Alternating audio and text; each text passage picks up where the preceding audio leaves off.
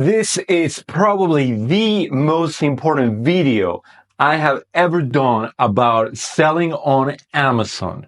And the reason for that is simple. I always wanted to show you guys or talk about many stages of selling on Amazon from the moment when you first get started, when you first learn about Amazon, until the moment that your business is scaling and full steam. It really is like a roller coaster of emotions. And I'm going to tell you exactly how and why. So number one, it all starts, you probably heard about selling on Amazon, on TikTok, on YouTube, on social media. You saw some Amazon guru talking about Amazon and how it's so simple, it's so easy, anybody can do it, and you can make millions right away. So there you are all pumped up, and you sign up for an Amazon account. Maybe you even buy a course or tutorial on how to sell on Amazon. Again, you're very excited, which leads to step number two.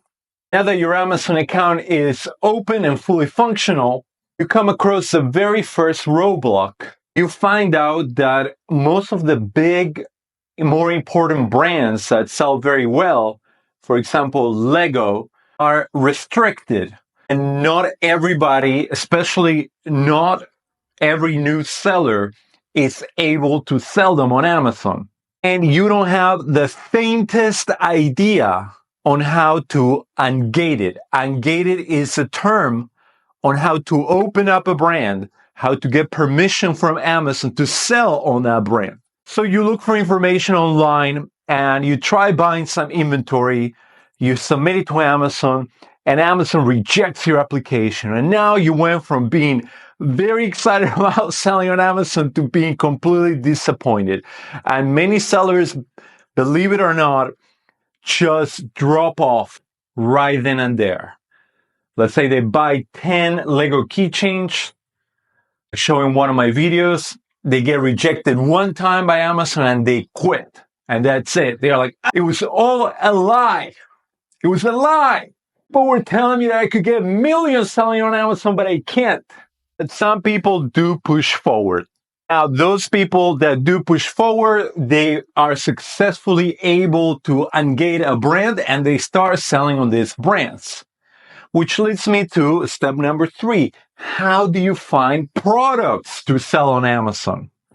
Oh my God, what a frustration. Now you are able to sell, let's say, on Lego, but you can't find a single product, a single Lego product that you can buy cheap enough and sell high enough to turn a good profit for yourself. Well, that's where a service like the one I provide, where I send you daily leads, daily products that are profitable every single day, and you receive them and you buy them and you sell them on Amazon, and you don't have to do all that hard work. I'm going to link it right here.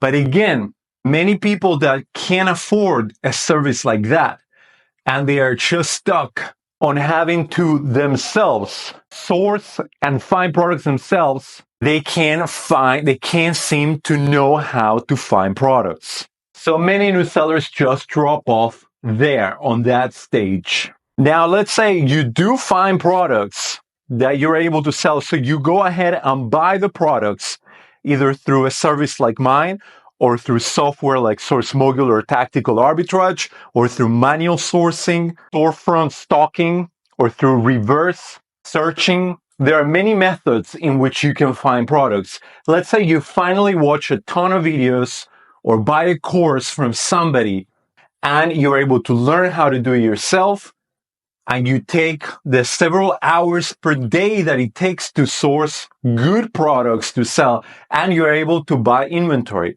And now comes the next roadblock. And the next roadblock is dealing with all the logistics on selling on Amazon. On Amazon, you can sell either on FBA, fulfilled by Amazon, or FBM, fulfilled by merchant, where you send yourself the inventory to your buyer, as opposed to sending first to Amazon. And then when the product sells, Amazon will ship it to the client themselves. And here you have to receive the inventory that you purchased. You have to prep it and package it and label and ship it. And there is a little bit of a learning curve. How do you label the products? How do you print the labels? What printer do you need? How do you polybag? How do you create a multi-pack? What kind of labels do you need when the product is a hazard or dangerous goods? How do you put all the products in one box and put a big shipping label?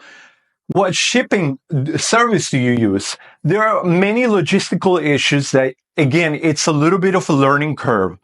And you're going to go through a little bit of an overwhelming feeling. And it's a little bit of an emotional roller coaster. And again, you have to push through. This is a new venture. It's a new business. And like any businesses, you're going to see ups and downs, and you have to push through all the learning curves that you're going to eventually have to go through. Now, once you go through all the logistical issues and you send out your first shipment to Amazon FBA, you're going to have to deal with even more challenges. What happens when a buyer returns a product and the product is damaged? And now that creates losses for your business. Also, what happens when a shipment gets lost? It never arrives to Amazon. And now you shipped out thousands of dollars worth and Amazon doesn't want to recognize it. What happens when Amazon damages the inventory in their warehouse? What happens when Amazon loses the inventory in their warehouse and they don't want to compensate you? What process and rules you need to follow to appeal those decisions from Amazon, to send messages to their support system so that you can get that money back? What tools and softwares do you need to learn how to use to go through those bumps? And there will be bumps, which leads me to the next roadblock, your accounting. When you're selling on Amazon, you're dealing with inventory and inventory management. How much inventory do you have available for a product that sells really well? You don't want to run out of stock, because when you run out of stock of a product that sells really well, that is money that you could have had in your pocket. So you always want to be in stock of good selling items, and you also don't want to continue buying inventory that never sells or you have problems selling. So you got to be able to manage your inventory successfully. For that, you're going to use a software like Inventory Lab or Sellerboard. There are many different softwares that you can use.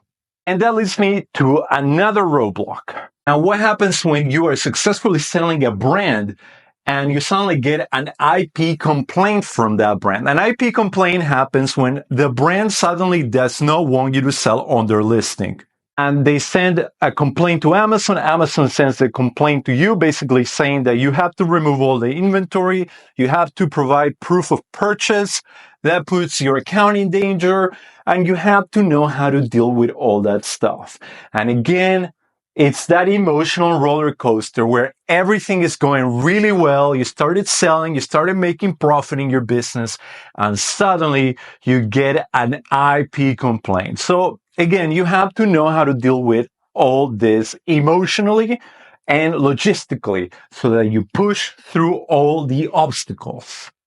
Because I promise that at the end of the finish line, past the finish line, you will see profits, and this will turn into a good business for you. Congratulations if you have gone past all these initial obstacles and now you have a good amount of cash flow coming in every month. You're probably been selling anywhere from 6 months to a year. You're starting to see some good scale, and gradually you're scaling your business month to month, a little bit at a time. You're reinvesting those profits that are coming back to you from Amazon into more inventory that eventually sells even more. And it's just a little snowball that continues to grow bigger and bigger. So now the question begins, how do I scale my business even further? And that is usually where you transition from prepping and label and packaging and shipping all the items yourself, probably at home, from your garage, from one of the rooms in your house, to actually going out and finding a prep center. A prep center is a place where instead of when you buy the inventory, you ship it to your own house, you ship it directly to the prep center, and the prep center will ship it and prep it for you for a fee. And the fee is usually about $2 to $3 per item. And that will help you scale tremendously. However, that also comes with problems because now you are no longer in full control of your inventory. So sometimes inventory does get lost from the supplier to the prep center, and then the prep center doesn't want to acknowledge that it's lost. And then you have to appeal to them, you have to appeal to the supplier. So you become a little bit of a mediator or a middleman, and that comes with a lot of problems too. But in my opinion, it's a huge help. It's the only way to scale an Amazon business. There is absolutely no way that you can do it yourself forever at a big scale. You need to ship out product to a prep center. And that will allow you to buy even more product, to source more product, to buy more product, to ship out more product. And it will also, believe it or not, give you a lot more freedom. Now, if you want to take a month-long vacation, you want to be out of the country, you no longer have to worry about shipping the product to your house and you not being in your house because you're in a different country. Now the product goes directly to the prep center. When I first started and I used to ship all the product to my house doesn't have a porch or an awning. So sometimes it would rain. All my product, all my boxes would get wet when I wasn't in the house for a few hours and there was a storm outside and UPS had dropped off a bunch of boxes. All the boxes would get drenched. Now I don't have to worry about that stuff because all the boxes go straight to the prep center. They have a ginormous warehouse and people that are there Monday through Friday to receive all the inventory. And finally, this roadblock will never end. It's basically all the rules and regulations that come with Amazon that are constantly changing. Every single year, Amazon fees go up just by a little bit, just to account for inflation and new costs and personnel that Amazon has. And also Amazon implements new rules here and there, like they did at the end of last year, which will become effective this April, like the inventory placement fee or the in-stock fee, etc. So you have to be flexible and open-minded and consider that is just a small portion, a small price to pay for all the profit that you are making in your Amazon business. And if you got anything out of this video, I hope that is that at the very beginning, I completely agree, and I've been there myself. It's very hard, it's overwhelming, and you're probably gonna want to give up. But believe me when I tell you that at the end of the marathon that you're going to be running with your Amazon business, there is a good finish line.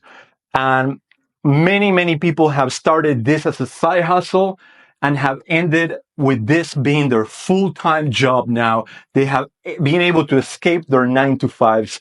And I have no doubt in my mind that if you put your mind into it and you work hard at it, you too will be able to make this your full-time job. I hope this video helped, guys. Make sure to check out my other videos like this one right here. And as usual, keep up the great work.